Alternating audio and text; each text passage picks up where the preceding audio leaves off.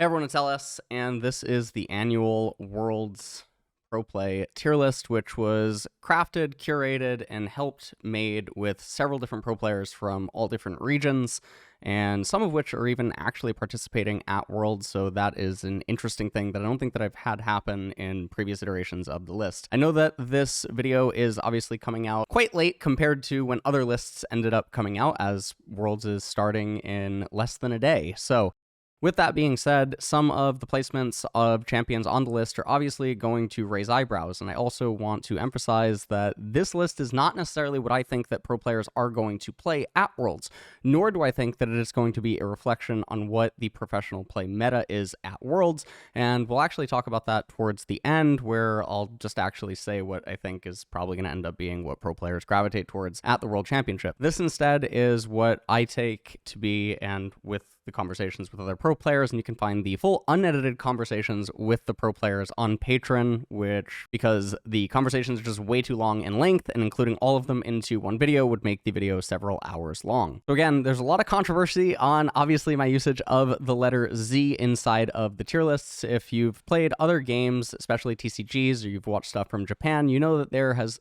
historically been letters above S, and there's been SS, there's been triple S, etc., and I've talked about on Twitter why I don't want to use SS and these other types of things, so I opted for Z.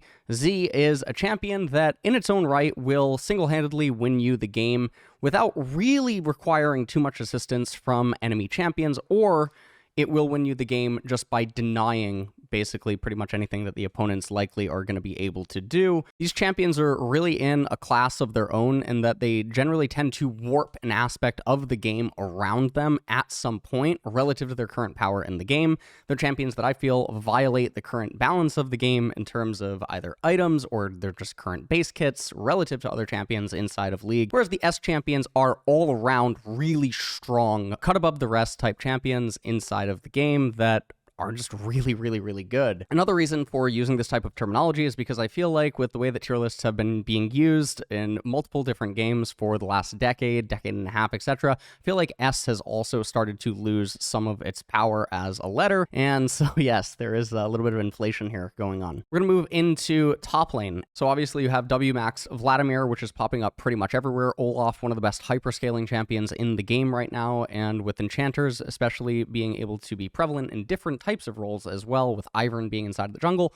Olaf, one of the best champions that you can pick. Shen is there for his multiflex versatility, and Janna is going to be one of the more surprising ones, but may I remind you all of the lane swap meta and also roaming Janna top from 2 years ago. And if the lane swap meta is actually to just be accepted as it is, as the current patch notes and attempts that Riot has done to remove it and whatnot are just really not good enough, then by all logic, actually, roaming Janna and roaming Bard and roaming, enchanter support top laners actually are better now than they were before. So Janna, through all metrics, should actually just be extremely good, and realistically, with all things considered, and with Jinx and Smolder and these types of hyper carries also coming back, and the type of junglers like Xin Viego and these other types of champions inside of the jungle, as AP junglers are starting to get a little bit less common, Janna in top lane is just going to be that much more oppressive, and there's no reason that she shouldn't actually just be picked. She's just boring, forgotten about, and people don't want to go that route, but it has nothing to do with her actual power level, in addition to her ability to be flexed. Other champions on the list, pretty much across the board, I think aren't really all that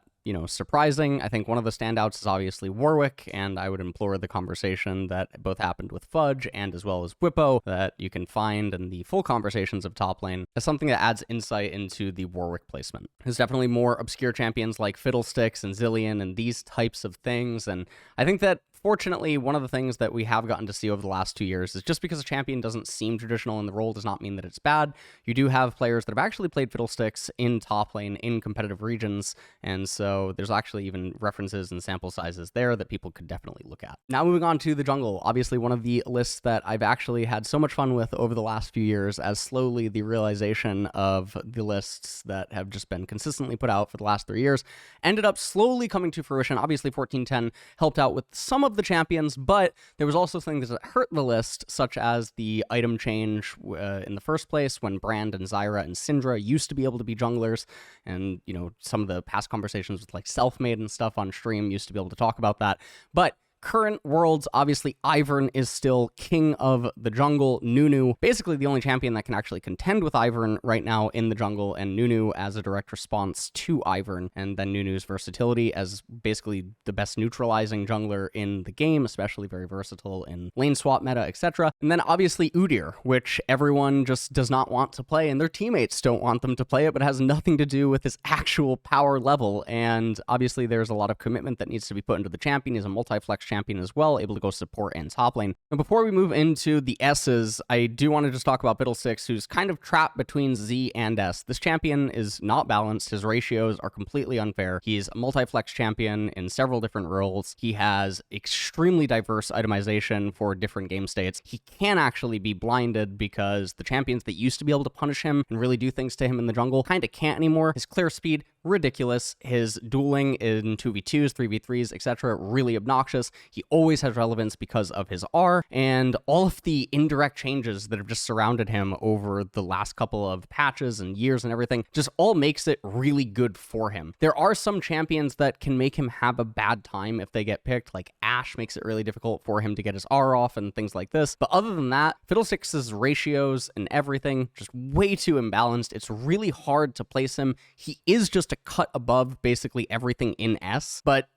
to say that he's actually just Z blind when you do still have to do a little bit of sculpting and he still does have some stuff going on with him, it's a little bit awkward to describe. Moving into the S-blind, this is basically the graveyard now for all the AP junglers after everything just ended up getting hit with them. Amumu really close to being able to move up. The more surprising thing here would probably be Ornn and Warwick. Warwick is just, again, really underappreciated as a champion. Most perceive him with a really bad reputation, I think primarily because of the people that end up playing him just don't have the greatest of reps, and that's really it for Warwick. He's not a bad champion at all, insane dueling potential, really high skill expression, even though the skill floor is actually relatively low. Ornn, with all of the changes to the jungle, with the pets, with the Bommies buff, with his ability to build and just never recall, and the change to his E that he ended up getting, and then the change to how he can upgrade all the items and all these other types of things with the change to jungle EXP, Ornn jungle is just a real thing now. He absolutely annihilates tank junglers if he comes in as a counter pick, but he can just be blinded because it's really difficult to actually just put an Ornn behind and actually have that mean anything. A lot of the counters, I think, are all pretty self-explanatory. Gwen typically only comes in against really select junglers. Primarily, like, Skarner is one that she sometimes comes in against. I guess she could come in against Ornn as well. Things like that would be where you would really expect to see Gwen. Taric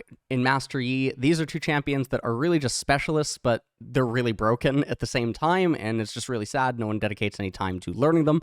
Mordekaiser, hyper niche. Doesn't matter that he's hyper niche. It is just a champion that you actually can pick to shut down solo isolated team comps. It's extremely strong in the 1v1s, clear speed, clear health, everything really good. Absolutely annihilates Void Grubs, insane objective control, all this other type of stuff, really good. And before we move on to the next thing, we will just talk about how some of the junglers that I already know are going to be picked at Worlds, like, you know, Vi and Nidalee and Jarvan and Sejuani and stuff like this. Why are they in the lower tiers? Well, because they are just honestly being picked because they're all that people have been playing for the last year and a half, 2 years. And so their proficiency on those champions and their comfort on the champions, as well as their teammates' willingness to play with those champions, is just sort of what it's at. And obviously people do not like change. And with that being said, these champions are just going to be rotated, but if you actually look at their power level in a vacuum, whether it's a 1v1 or a 2v2, or you actually look at what they're doing and offering inside of a game, you're not really looking at something and thinking, wow, that champion really did something there, rather than the setup was really nice, or the engage, or the angle, or something like that. Now, obviously, sometimes you can be an absolute Picasso on a certain champion, like Peanut when he's playing Vi or Poppy, or, you know, these types of things. But that's obviously more so the player combined with the champion rather than the champion's inherent base power, and these champions are just honestly not good at all, and it makes me really sad that they have the popularity that they do. Some of the don't tiers that I will just talk about: you do not play Bel'Veth in competitive because you do not get coral stacks, and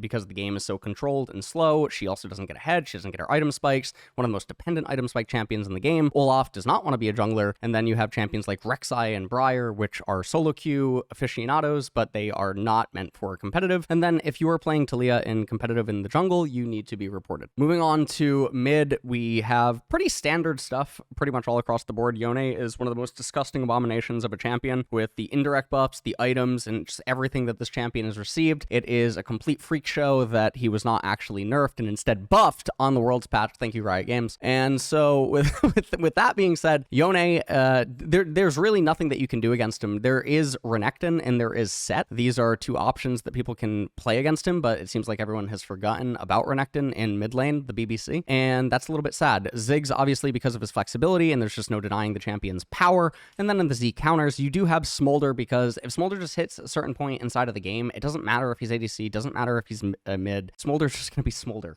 You get access to Smolder. So that is that. One of the more surprising ones is Swain, and this is because of the Abyssal Mask change, because now Swain can be extremely tanky, very difficult to itemize against, and then also just really good against a lot of the very strong champions inside of the meta. And then because of the Abyssal Mask, he's able to help out a lot of the magic damage dealing junglers, as well as even like the supports and stuff like this. Swain, his items typically, like his 3-core is about, 4,000 gold on average, less than some of these other opponents in mid lane. And that also just means that he spikes faster than pretty much everyone else. And he has too much magic pen, too much HP, too much healing. It's really obnoxious. And because of all of this, he has really insane early objective control, and if Swain gets ahead, he's one of the most suffocating champions in the game, but no one plays him, so don't worry. Moving on to, obviously, S-Blind, pretty standard. We have Orianna. Nico, honestly, really close to being able to move up to Z. I really wanted to put Nico in Z because this champion has only been buffed all year, and if it wasn't for people just getting bored of her, and that's literally it, by the way, she's just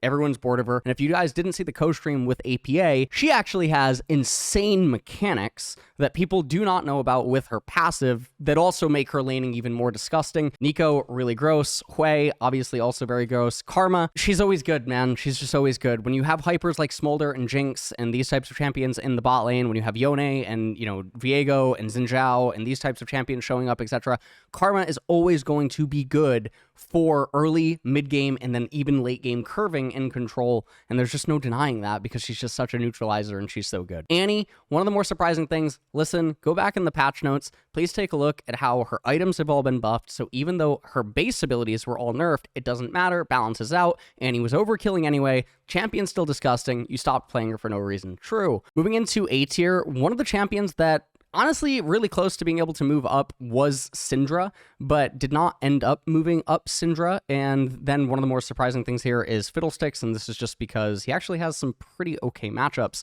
in mid lane, as well as his ability to be flexed. Now, some of the champions that I know are going to be expected at Worlds, like maybe even Ryze or Akali and Ahri and these types of champions, again, it's not their power level that is the reason for them being picked. It's because of the pro player's affinity for the champion and their proficiency on the champion.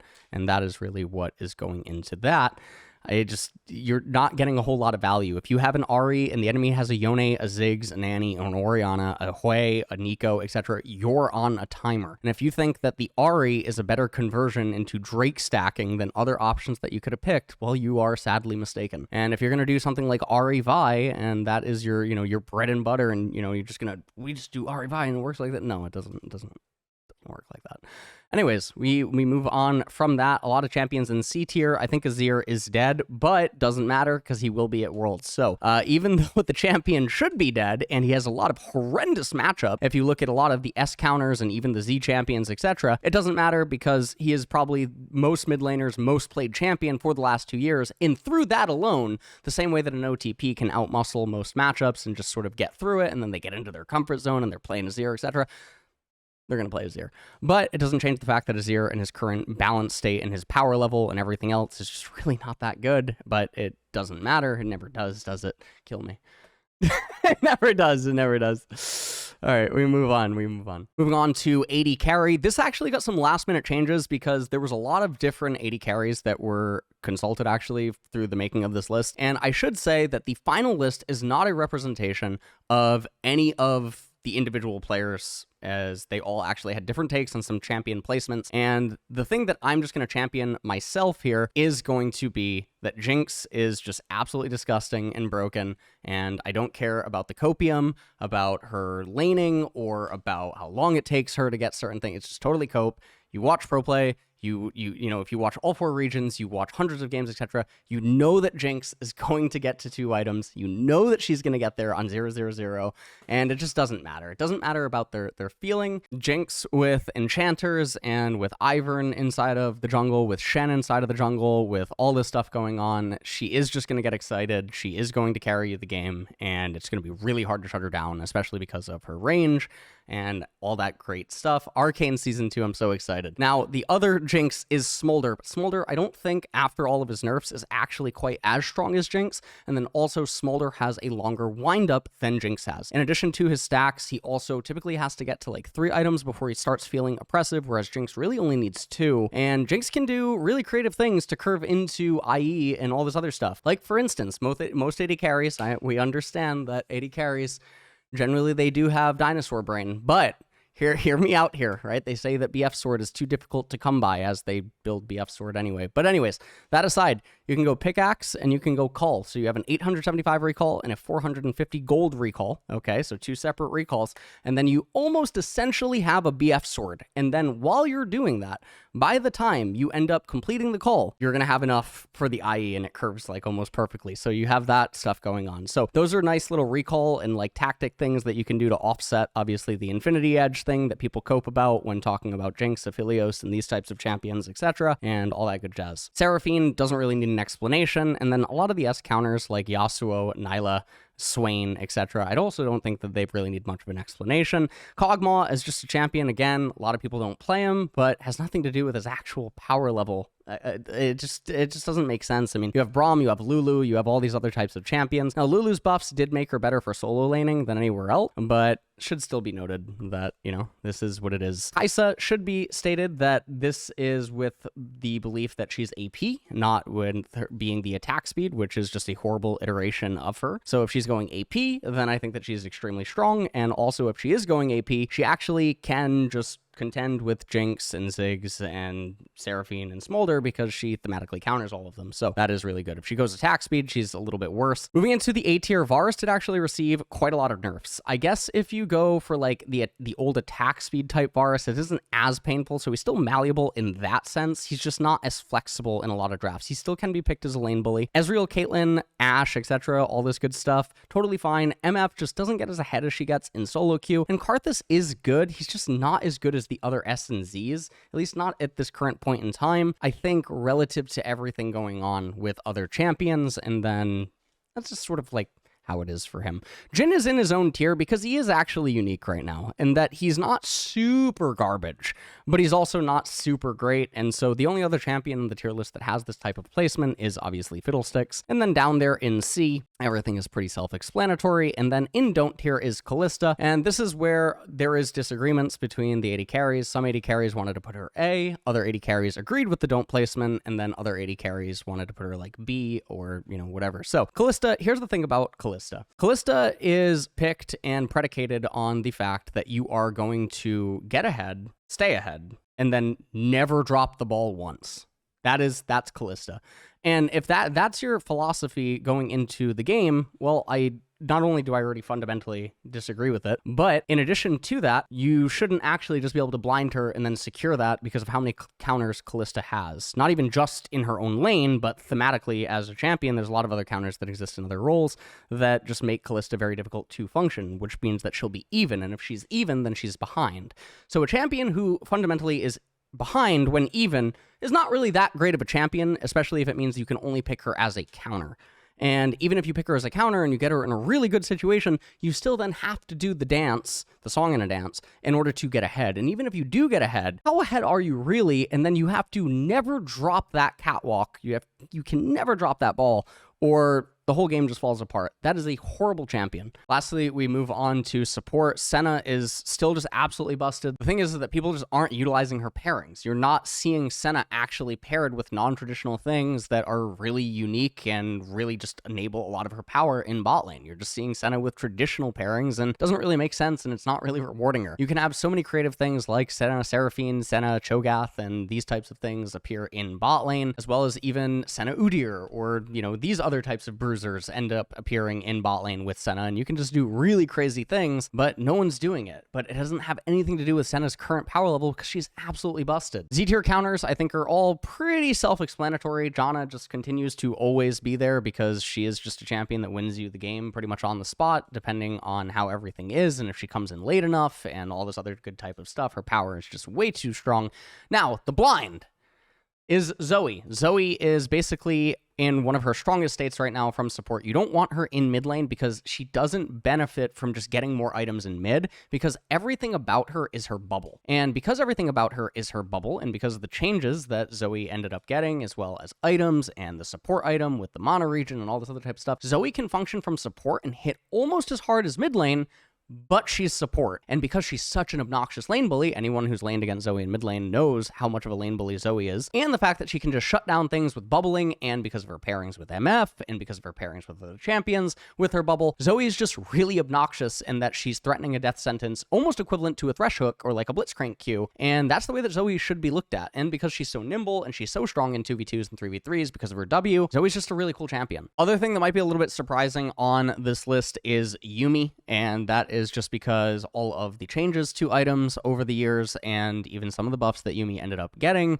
as well as item interactions and the way that Yuumi is able to proc them, etc. Yuumi is actually just good again. No one's just gonna play her though, because I think no one wants to play Yuumi, but it doesn't have anything to do with Yuumi's viability. Outside of that, in A tier, you have a lot of the traditional champions. A lot of champions here end up being here mostly because of their flex potency. Orianna is probably one of the more surprising ones. I don't think that we're gonna see anyone pick it. And then you have champions that are here just because of how obnoxious they are relative to their actual power, even though, again, they're not gonna be picked, and the proficiency required to play them is very high, like Xerath, and like Quay, like Shaco, etc. Shen obviously here for his flex potency. Heimerdinger is actually still just fine, and then you have Fiddlesticks, which is much like Zoe, an obnoxious, super big lane bully that can shut down ganks, provide insane vision control, and then with his trinket, provide just obnoxious amounts of later game vision control that other supports typically can't match. Moving down the list, Annie, very close actually being able to move up to A. I know that Alistar will be getting picked. I know that Lux will probably also be getting picked, and all this other type of stuff at Worlds doesn't matter.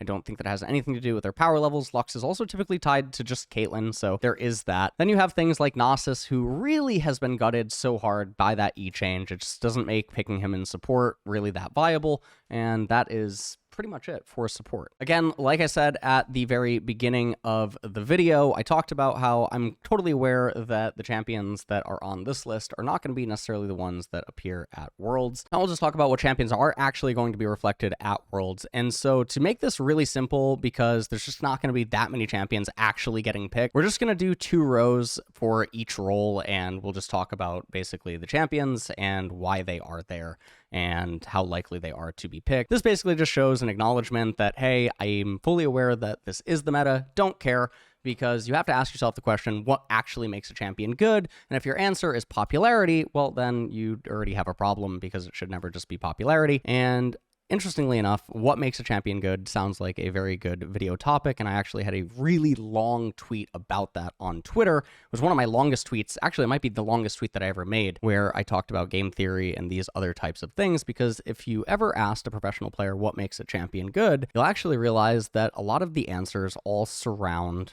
feelings or popularity, and not actually engaging with an answer of why that champion ought to be good based on surrounding factors. And that is it for the annual Worlds tier list, and we will see you for all the Worlds content. And remember, everything is going to be hyper active: Instagram, YouTube, Shorts, TikTok, everything. It's going to be a lot of different content pieces, shows, and other types of things starting now, and everything's just going to go a little bit different than it ever has in the past. So see you in the next one.